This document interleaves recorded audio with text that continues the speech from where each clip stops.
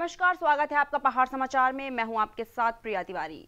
उत्तराखंड के 13 जिलों में कोरोना वैक्सीनेशन की शुरुआत हो चुकी है। इनमें महिला अस्पताल हल्द्वानी, बीडी पांडे महिला अस्पताल नैनीताल और हल्द्वानी का सुशीला तिवारी राजकीय मेडिकल कॉलेज शामिल है।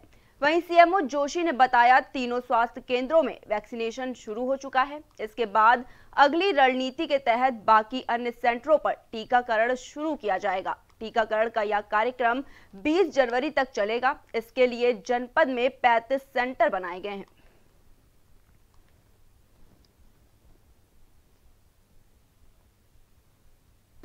हम लोग चाहते हैं कि बाकी सब लोग भी कोविड वॉरियर्स जो और भी डिपार्टमेंट्स के लोग हैं, even not even a Covid warriors, और डिपार्टमेंट्स के लोग भी वैक्सीन लगाएं। ये सेफ है और आप लोग पहले लगाएंगे तभी आप लोगों को पता चल पाएगा इसके आगे के बेनिफिट्स। और अभी ये गवर्नमेंट की साइड से सबको अवेलेबल हो रहा है, तो आई विश सब लोग लगवाएं। हल्द्वानी से काठगोदाम के बीच हाईवे पर चौड़ीकरण का काम सालों से बंद है। चौड़ीकरण के बाद काम की वजह से आए दिन लोग हादसे का भी शिकार हो जाते हैं। लोगों का कहना है कि निर्माणाधीन हाईवे पर अक्सर हादसे होते रहते हैं और प्रशासन के लोगों का इस ओर बिल्कुल भी ध्यान नहीं है। इस मामले में डीएम की ओर से कहा गया कि निर्माण रुकने के पीछे कई स्थानों पर लोगों की जमीनों का अधिग्रहण करना है। जल्द ही निर्माण को दोबारा शुरू कराते हुए काम को पूरा किया जाएगा।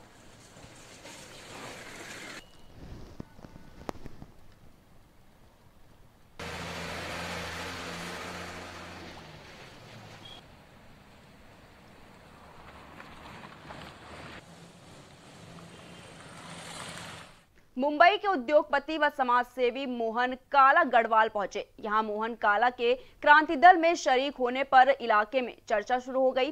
समाज सेवी ने जगह जगह भ्रमण किया और इस दौरान कार्यकर्ताओं ने उनका जोरदार स्वागत किया। इस दौरान उन्होंने कहा कि वो पार्टी के सच्चे सेवक हैं और पार्टी जो भी निर्देश देगी वो वही काम करेंगे। इसी के साथ उन्होंने ये भी कहा कि आने वाले समय में हमारी पार्टी अच्छा प्रदर्शन करेगी।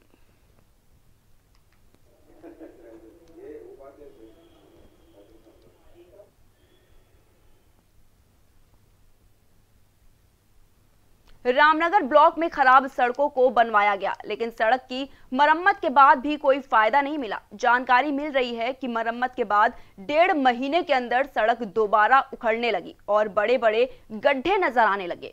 ग्रामीणों का आरोप है कि ठेकेदार और पीडब्ल्यू विभाग की मिलीभगत की वजह से सड़क का निर्माण बड़े ही खराब तरीके से किया गया है और सरकार के पैसों का जिम्मेदार लोगों ने सही तरीके से इस्तेमाल नहीं किया।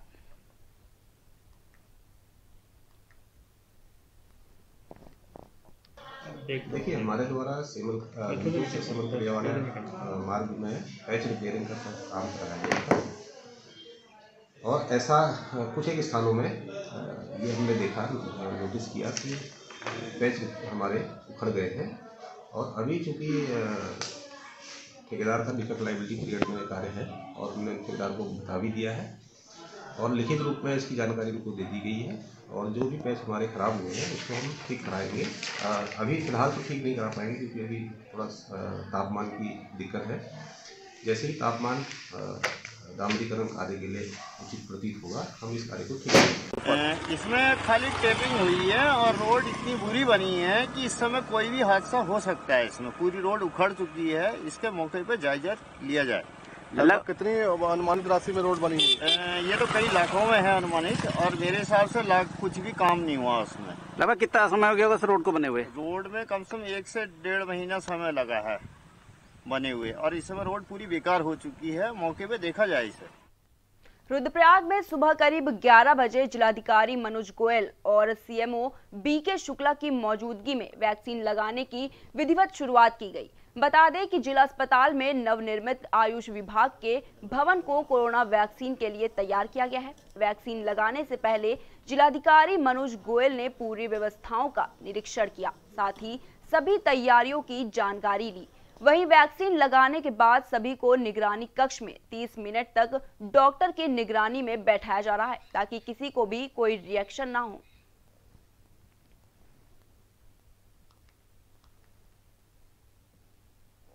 ठीक रहा सब कुछ। थोड़ा शुरू में थोड़ा लगा तो था कि पता नहीं क्या होगा, पर कुछ नहीं, ऐसा कुछ नहीं हुआ। हाँ जी, कुछ नहीं है, घबराने वाली बात कुछ है ही नहीं। कोई कुछ महसूस नहीं हो रहा है, ऐसा सब ठीक ठाक रह रहे हैं। सब डॉक्टर लोग देख रहे हैं, आधा घंटा देख रहे हैं हम लोगों को। तुम्हें कोई परेशानी नहीं हो रही, कुछ ऐसा तो कुछ नहीं हुआ। पूरी देखभाल की सब लोगों ने हमारी। जैसा आप देख रहे हैं, समस्त तैयारियों के साथ वैक्सीनेशन का, कोरोना के अगेंस्ट वैक्सीनेशन का शुभारंभ यहाँ पे जनपद रुद्रप्रयाग में हो गया है। मेरी सबसे यही अपील है कि इस कार्य में सब सहयोग दें और किसी भी भ्रांतियों के चक्र में ना फंसें और समस्त पूरे प्रोटोकॉल के साथ ये वैक्सीनेशन की कार्रवाई करी जा रही है। इसके लिए किसी को भी अगर अधिक जानकारी की आवश्यकता है तो हमारे मेडिकल ऑफिसर से संपर्क करके जानकारी ले सकते हैं। रामनगर में कॉर्पोरेट टाइगर रिजर्व ने एक गाइडलाइन जारी किया है, जिसके तहत सफारी के दौरान गाइड और गाड़ी चालक को मोबाइल नहीं लेने जाने के आदेश जारी किए हैं।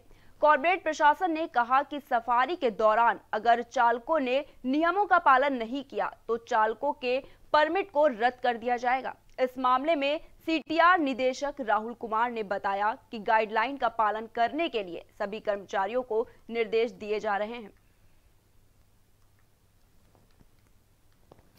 हाँ, भी 2 दिन पहले हम निदेशक महोदय कॉर्पोरेट टाइगर रिजर्व ने आदेश जारी किया है, क्योंकि फीडबैक मिल रहा था कि जिप्सी चालक मोबाइल से फ़ोटो लेने के चक्कर में वीडियो बनाने के लिए जो टाइगर साइटिंग होती है या कोई जानवर दिखता है उसके बहुत करीब लेके जिप्सी चले जाते थे और कभी कभी वो वीडियो बनाते समय जिप्सी को भी अनियंत्रित कर देते थे। तो इन सब संभावनाओं को देखते हुए कि किसी प्रकार की कोई दुर्घटना न हो और जो हमारे एनटीसीए की गाइडलाइन है कि 500 मीटर की दूरी से ही जानवरों को देखा जाए, उनका पालन सुनिश्चित हो, इसलिए ऐसे आदेश किए गए। जागरूकता सभी में है, नर्सिंग स्टाफ है, पैरामेडिक्स है, डॉक्टर्स हैं, टेक्नीशियन है, सभी का 100 लोगों का नाम आज जो पहले में है और कल से ही हमें ये सूचना मिल गई थी, मैसेज के थ्रू लिस्ट भी आ गई थी एक, तो हम हमारे टाइम पे आ गए थे। 9 बजे से लेकर और 5 बजे तक का टाइम दिया गया था, उस हिसाब से हम आए। रामनगर में कुछ बदमाशों ने एक फौजी की लाठी डंडों से पिटाई कर दी।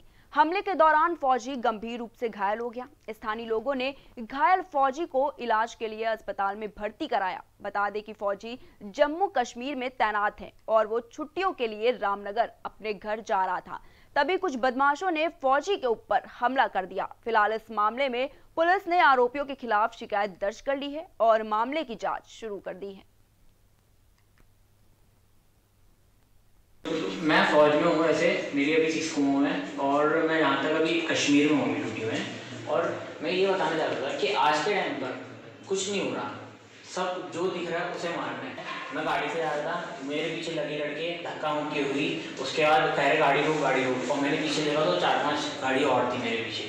उसके बाद भी मैं रुका नहीं, मैंने चलो थोड़ा आगे फिर रोकी तो अगला बंदा उतर के सीधे थप्पड़ मार रहा है। मैंने गाड़ी भगाई अपनी ऐसे करके, फिर उसके बाद लड़का फायर कर रहा है मेरे ऊपर।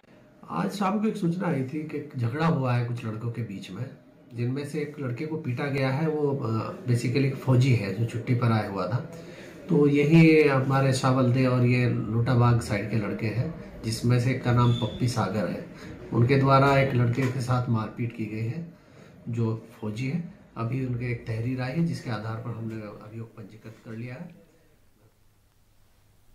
ऋषिकेश में पुलिस को बड़ी सफलता हाथ लगी है। बता दें कि पुलिस ने लूट और धोखाधड़ी करने वाले ईरानी गैंग के 3 अपराधियों को गिरफ्तार कर लिया है। पुलिस ने पकड़े गए आरोपियों के पास से भारी मात्रा में लूट का सामान बरामद किया है। फिलहाल पुलिस ने आरोपियों को गिरफ्तार कर मामले की जांच शुरू कर दी है।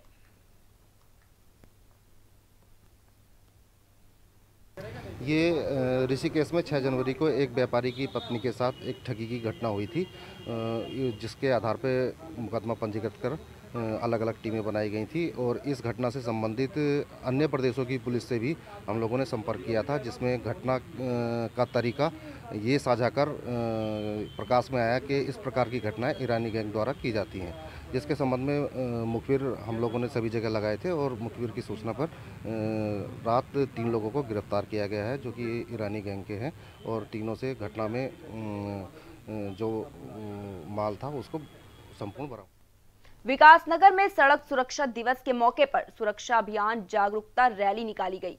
स्वयंसेवी संस्थाओं ने इस जागरूक रैली में बढ़ चढ़कर भाग लिया। इस मौके पर पुलिस क्षेत्राधिकारी ने कहा कि सड़क सुरक्षा अभियान का उद्देश्य ये है कि हमारे देश में हर रोज लगभग 20 लाख लोग सड़क हादसे में अपनी जान गंवा बैठते हैं, जिसके चलते जनता को जागरूक करने के लिए रैली निकाली गई।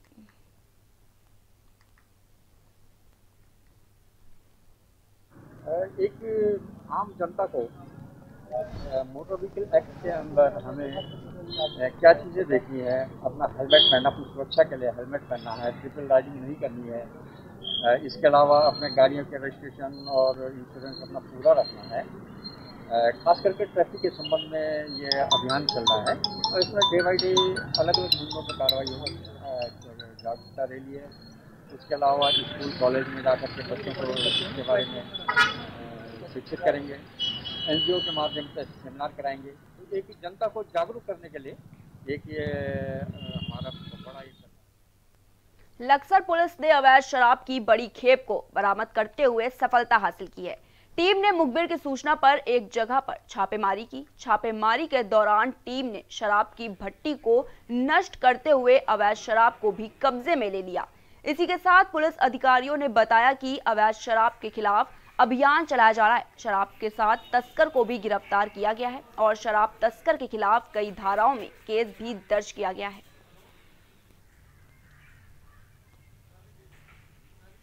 आपके विरुद्ध चूंकि खातर क्षेत्र में काफ़ी इसका प्रभाव रहता है, इसको दृष्टिगत रखते हुए श्रवण स्नम मंगत निवासी पुरवाला से 10 लीटर कच्ची शराब, लाहन व भट्टी जो शराब को बनाने वाले उपकरण हैं वो बरामद किया गया है। इसके विरुद्ध एक्साइज एक्ट के तहत मुकदमा पंजीकृत कर। पहाड़ समाचार में बस इतना ही। देश दुनिया की तमाम बड़ी खबरों को देखने के लिए देखते रहिए प्राइम टीवी।